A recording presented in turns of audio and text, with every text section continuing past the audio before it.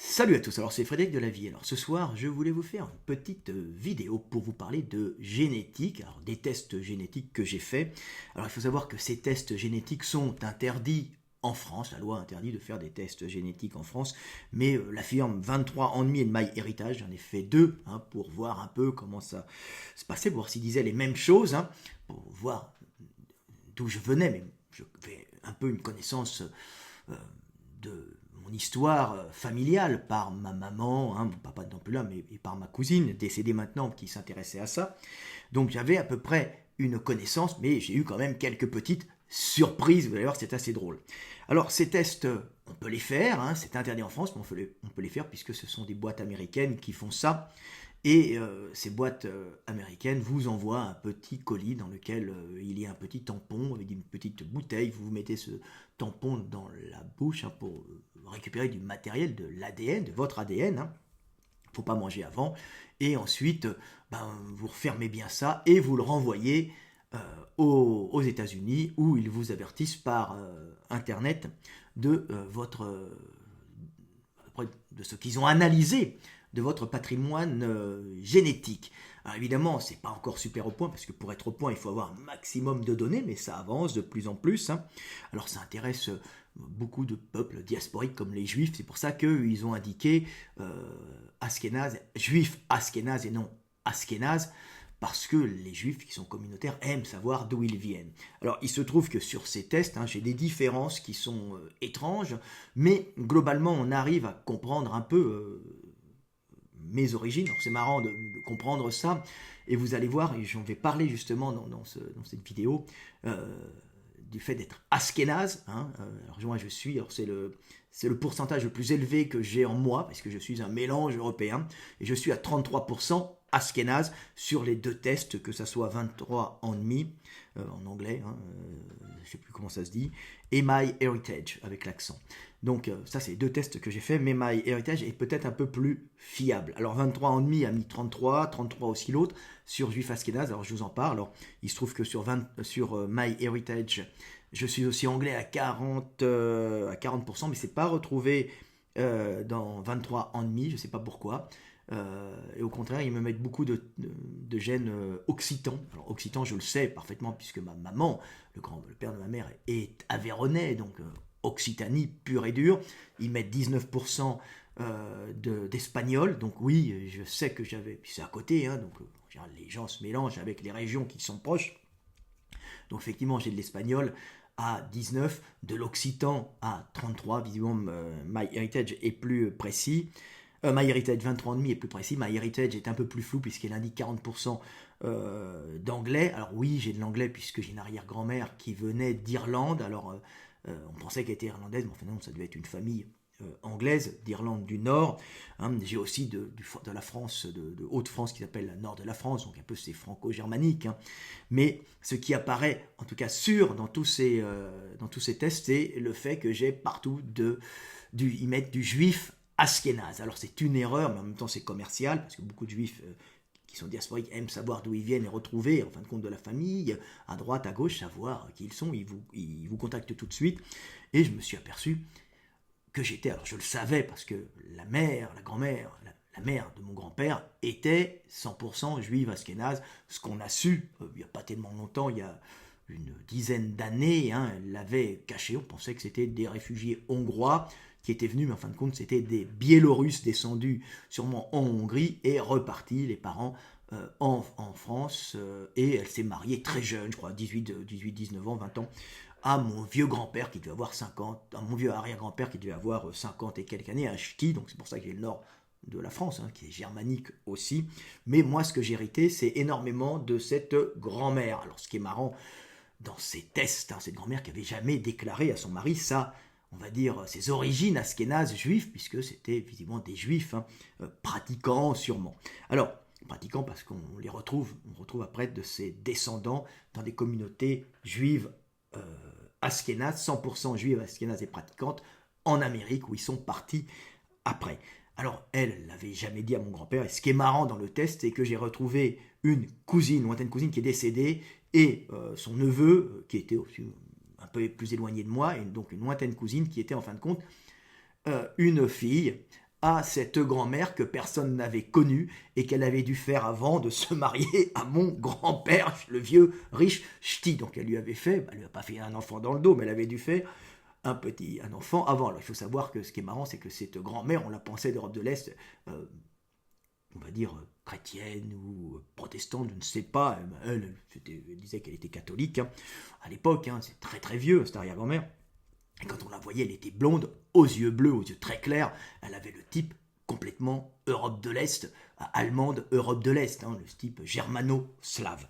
Alors là-dessus, c'est super intéressant de comprendre. Alors moi, je sais pas, je vous ai dit 19% d'espagnol, je connais un peu mon origine par mon grand-père, donc occitan par le père de ma mère, des origines espagnoles, des origines italiennes par ma grand-mère, en petite quantité, mais je sais, mais normalement j'aurais dû en avoir plus, vous savez, c'est la roulette, donc on ne chope pas tous les gènes, et moi ce que j'ai chopé vraiment le plus, c'est Ashkénaze. Je dis pas juif, je dis Ashkénaze, et je vais vous expliquer pourquoi. C'est pas bien de dire juif Ashkénaze, il vaut mieux dire Ashkénaze, c'est plus compréhensible. Beaucoup de juifs sont pas tellement contents quand on dit ça, mais on va l'expliquer. Et c'est très intéressant de voir comment ces gènes qu'on appelle Ashkénaze, le gène, pas de gène juif avec une kippa sur la tête, ce sont en fin de compte des particularités génétiques qu'on va retrouver, on va dire c'est des gènes particuliers qu'on va retrouver dans des communautés. Alors, les Ashkénazes, qu'est-ce qu'un Ashkénaze? Un Ashkénaze, c'est globalement un germano-slave. Et c'est très peu un oriental, parce qu'il n'y a pas de gènes juifs, il y a des gènes que l'on rencontre dans des communautés religieuses majoritairement. Et il se trouve que les juifs de Palestine, qui sont 100% orientales en fin de compte, qui seraient bien plus proches de leurs voisins du coin, se retrouvent très peu dans ce qu'on appelle les juifs ashkénazes, qui sont, on va dire, génétiques, matériel génétique, principalement du germain et ensuite du slave. Tout ça est mélangé sur leur mouvement, puisque ce sont des communautés qui se sont formées. Et on peut voir dans les dernières études, alors les études il y a des années 2000, 2010 ne sont pas bonnes, puisqu'elles ont été dégagées, c'est pour ça que ça pose des problèmes, et maintenant on comprend comment ça s'est passé. Il y a eu, en fin de compte, des montées d'hommes, très peu de femmes, de confession juive, visiblement Europe du Sud, Moyen-Orient, qui montaient par les routes commerciales, puisque c'était essentiellement des commerçants, puisque traditionnellement les juifs sont dans le commerce, dans cette culture et dans le commerce. Donc c'est une religion qui génère une culture, et cette culture est souvent dans le commerce. Ils peuvent être attachés à la terre. Je me souviens à Oldenbourg d'avoir vu des cimetières de juifs qui étaient agriculteurs, dans le nord de l'Allemagne, mais globalement c'était des commerçants. Et il se trouve que les routes commerciales passant du sud au nord, ils arrivent en Allemagne, précisément, alors ils arrivent en Allemagne des fois de leur propre volonté pour augmenter les réseaux commerciaux et ne pas avoir de concurrence. Ils sont, mais souvent, parfois poussés par des pogroms, puisque leur communauté s'enrichissant sur un système, on va dire, communautaire extrêmement efficace, ils accumulent tellement d'énergie dans une zone donnée qu'au bout d'un moment, quand il y a une crise économique qui ne vient pas d'eux, qui est globale, ils se font dégager, puisque la loi d'homéostasie calorique fait que l'on va rechercher l'énergie où elle est en cas de crise, c'est-à-dire dans des communautés qui la conservent. Donc en cas de crise extérieure, on va attaquer ceux qui forment une communauté interne à une autre communauté qui ne veut pas forcément redonner l'énergie parce qu'ils ne se sentent pas totalement en accord culturel avec l'autre société. Les hommes forment des groupes comme ça pour protéger l'énergie. Un village s'entraide entre eux, une communauté religieuse va s'entraîner entre elles ou culturelle. C'est pour ça que les hommes font des associations et les religions sont faites en vérité pour préserver des groupes avec des lois communes pour leur permettre de mieux survivre. Tout ça, ça relie des hommes pour permettre à ces hommes de survivre dans le monde et en tant que communauté dans les autres groupes humains et pour pouvoir s'affirmer et permettre aux gènes de se diffuser. C'est toujours énergétique, il faut enlever l'émotionnel. Donc ces individus remontaient soit de leur plein gré, soit poussés par les pogroms ou par les attaques contre les juifs. Alors, on voyait pas des mecs qui fuyaient comme ça, sans rien sur les routes, c'est qu'ils sentaient le vent tourner, et sentant qu'il y avait des problèmes, les mecs montaient en petite communauté, en petits groupes de mecs, généralement c'est des hommes, des juifs, des commerçants, qui tentaient leur chance de plus en plus haut, et qui s'installaient dans des communautés où ils apportaient sûrement par leurs réseaux commerciaux des plus aux sociétés dans lesquelles ils étaient, jusqu'au moment où ils font peut-être des communautés qui s'enrichissent trop et qui posent peut-être un petit problème quand il y a une crise économique, puisqu'ils accumulent plus qu'ils ne peuvent conserver.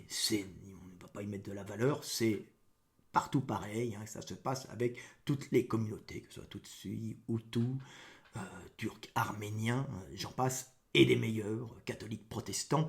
À partir du moment où il y a une accumulation énergétique dans un groupe, hein, plus important que dans minoritaire, plus important que dans le groupe majoritaire, et en cas de crise économique, on va chercher l'énergie. L'énergie est faite pour se diffuser d'une façon homogène, ça s'appelle l'homéostasie, et c'est toujours pareil. Donc ces hommes remontaient, et c'est assez intéressant, au nord, progressivement. Alors ils sont montés par les villes d'Allemagne, hein, c'est une espèce d'arc de cercle commercial, les grandes villes commerciales où il y a des marchés, on fait des commerces, on s'installe de ville en ville, hein, puisqu'on peut s'enrichir, on peut apporter quelque chose, et les autres te donnent autre chose, donc on échange, on crée des comptoirs commerciaux, et on monte, on s'installe, et là, comme ce sont des hommes, ils n'ont pas de femmes avec eux, ou très peu, hein, ils forment des petites communautés, et là, ils se marient avec des locales. Alors au début, c'est des mecs qui viennent un peu du Moyen-Orient, puis ils se métissent progressivement avec des hommes du cru, plus ils remontent, plus ils se métissent, et plus ils montent, plus ils continuent à se métisser en créant des micro-communautés,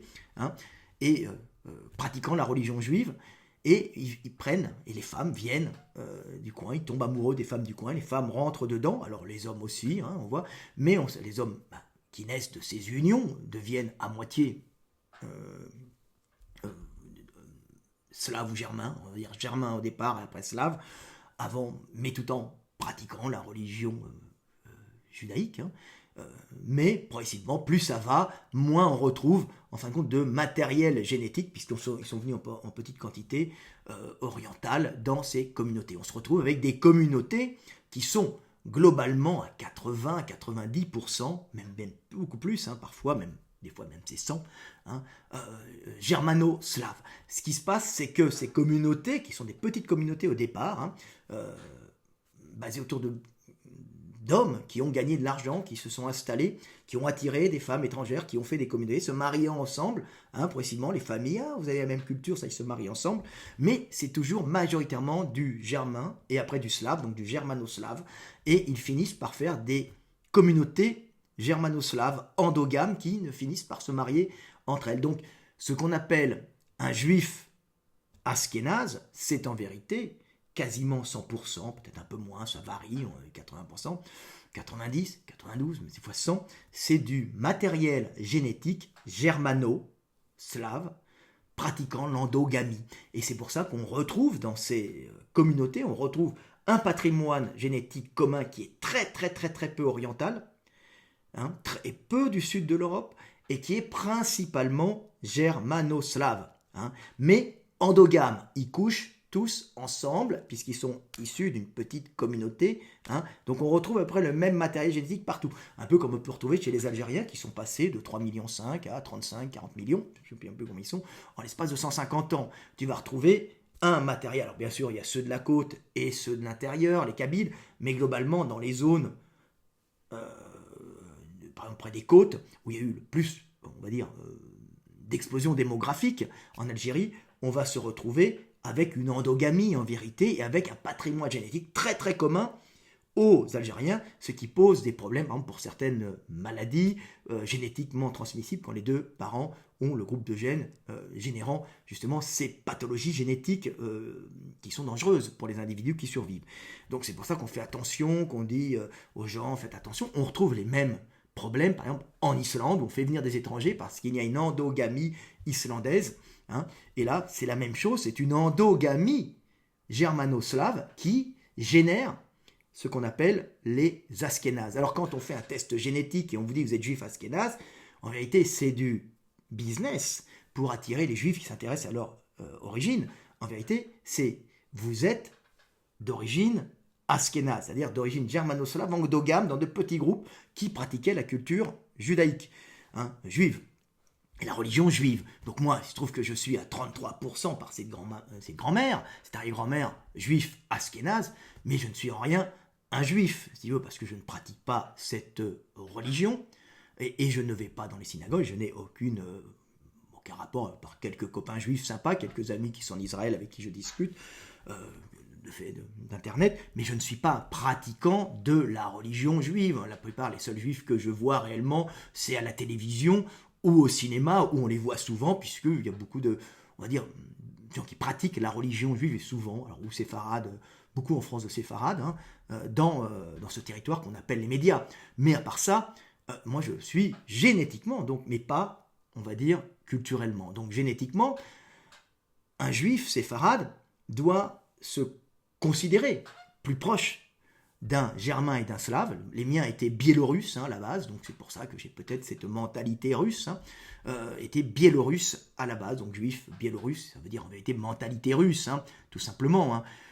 Et on prend les traits du pays, vous regardez par exemple un juif askénaze polonais, c'est une nation de combattants, quand ils se sont fait mettre dans des ghettos par les Germains, par les Allemands, les nazis, qui voulaient les exterminer, ils se sont battus à la mort comme des Polonais, puisqu'ils étaient en vérité slaves, juifs, askénazes, slaves, de tempérament polonais. On s'imprime du tempérament du pays dans lequel on est. C'est ça, c'est très intéressant de voir ça. Donc voilà, c'était juste une petite explication pour expliquer qu'en fin de compte, il faut bien faire une différence entre askénaze et juif askénaze, ce qui n'est absolument pas la même chose, même si génétiquement, je suis très proche de mes cousins juifs askénazes pratiquant et se reproduisant entre eux d'une façon endogame dans les communautés, je pense, si je me souviens plus, c'est vers New York ou par là, juives qui se reproduisent entre eux et qui ont avec moi 33% de gènes quasiment identiques, pas 33%, mais on a beaucoup de gènes identiques et eux le sont à 100, puisque la vieille grand-mère, la vieille tante était à 100, moi je le suis à 33. Donc c'est vachement intéressant de comprendre le fonctionnement et de comprendre comment une culture, une religion se met sur une génétique et on retrouve une génétique avec dedans des pratiques religieuses. C'est-à-dire que c'est cette génétique particulière générée par la religion qui crée une branche du judaïsme, une branche juive, puisqu'on dit il y a les askénazes, il y a les séfarades étant beaucoup plus près des Espagnols et un peu des Nord-Africains, puisqu'ils sont en Afrique du Nord, et puis ils se mélangent aussi, avec les maranes, tout ça. Mais génétiquement, c'est super intéressant de comprendre ça, et de comprendre qu'un askénaze, c'est un germanoslave endogame, tout simplement. Alors des fois, il y en a qui ont le nez un peu comme ça, c'est des caractères, on va dire, moyen-orientaux, un grand nez un peu, vous savez, mais pas tous bien sûr, et puis vous savez, dans les Griffines, on rigole, on présente tout le temps le juif avec un grand nez, vous savez, c'est des dessins animés héros avec les cheveux un peu frisés, oui, c'est des caractères qui peuvent rester un peu du Moyen-Orient, qui se sont mis avec dans ces communautés qui ont perduré, mais qui se retrouvent, on était 2-3%, des fois 10, mais c'est très très très minoritaire. Voilà, petite vidéo de 18 minutes pour vous parler de MyHeritage. Alors si vous en faites deux, faites MyHeritage et 23 ans demi. Si vous voulez en faire, je trouve que 23 ans demi est quand même meilleur. MyHeritage est beaucoup moins bon. Et puis l'avantage de 23 ans demi, c'est que tu as pas mal de cousins qui viennent te contacter. Salut, ça va? Et on peut mieux affiner. Ma copine, elle s'est amusée à affiner vraiment ses origines françaises. Alors moi, ces origines françaises, c'est bien tombé, par contre, ceux que j'avais, puisque ça avait noté à peu près 30% Occitanie, ce qui est la réalité sur 23 ans demi. L'espagnol était apparu à 19, ce qui est vrai, puisqu'il devait être mélangé à des espagnols, mais après, il y a beaucoup de gènes espagnols dans le sud de la France, c'est connu, ça se mélange un peu partout, les hommes se mélangent, c'est toujours comme ça. Et ceux qui sont les mieux adaptés, les mélanges les mieux adaptés survivent, voilà, et transmettent leurs gènes, tout simplement. D'ailleurs, ceux qui sont les plus adaptés, c'est ceux qui ont le plus d'enfants, et qui transmettent leurs gènes, tout simplement. Voilà, petite vidéo sympathique pour vous parler de génétique, et pour bien expliquer la différence qu'il y a entre culture, génétique, religion. Par exemple, moi, en 40, connaissant pas le Troisième Reich, ne connaissant pas les génétiques à l'époque, il m'aurait mis, par exemple, j'aurais pas eu trop de problèmes, puisque j'étais qu'à 25% juif, donc je n'aurais pas eu accès, par exemple, poste de ministre en Allemagne, mais j'aurais pu continuer à vivre tranquillement ma vie si j'avais vécu en Allemagne à cette époque-là. Hein, donc il ne m'aurait pas posé de problème. Par contre, s'ils avaient eu des tests génétiques, j'aurais été déporté. Hein. Mais s'ils avaient voulu approfondir encore, ils seraient aperçus qu'en vérité, c'est globalement des germano-slaves, et certains juifs ashkénazes sont majoritairement germaniques aussi. Hein. Donc, problème, vous voyez, si on veut faire du racisme contre une population. Donc c'est vachement intéressant à comprendre comment ça fonctionne, c'est assez drôle, voilà. Donc faites-les, hein. Alors, pas que c'est interdit en France, c'est pas grave, vous dites que vous l'avez fait aux États-Unis, hein. De toute façon, ce test fait aux États-Unis, il ne se fait pas en France, les réponses sont envoyées en France, mais les tests sont faits aux États-Unis, ce qui fait qu'en fin de compte, vous n'êtes pas sur le territoire français quand les tests sont faits au niveau de la législation, vous êtes bon. C'était Fred Delavier, je vous aime et paix sur terre.